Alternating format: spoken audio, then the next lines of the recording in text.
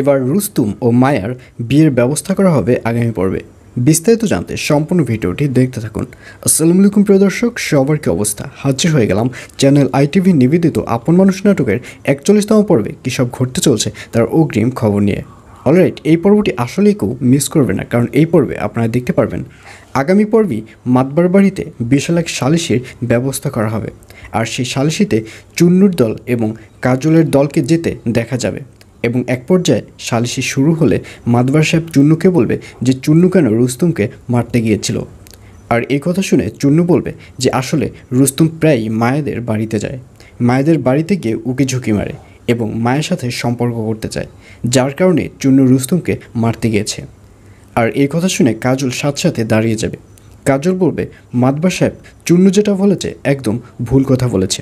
রুস্তুম মায়েদের বাড়িতে যায় এটা সত্য কথা, কিন্তু উকি ঝুঁকি মারার জন্য যায় না।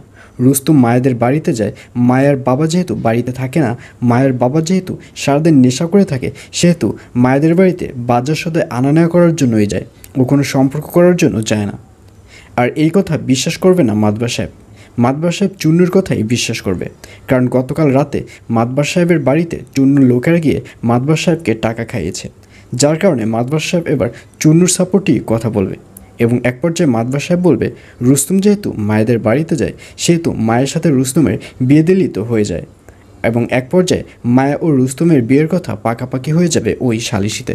আর অন্যদিকে রুস্তুম এবং মায়ের বিয়ের খবর শুনে মায়াকে দেখা যাবে সে অনেক মন খারাপ করে থাকবে, কারণ মায়া চায় না যে রুস্তুমের সাথে তার বিয়ে হোক, কারণ রুস্তুম তো হচ্ছে বেকার, তার তো কোনো টাকা পয়সা নেই।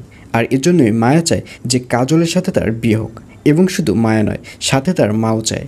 আর এজন্যই মায়া এবং মায়ার মাকে দেখা যাবে তারা এই প্রস্তাব শুনে মন খারাপ করে বসে থাকবে। আর এছাড়াও থাকবে আশ্চর্য সকল ঘটনা। সুতরাং সবাইকে আপন মানুষ নাটকের 41তম পর্ব দেখার আমন্ত্রণ রইল।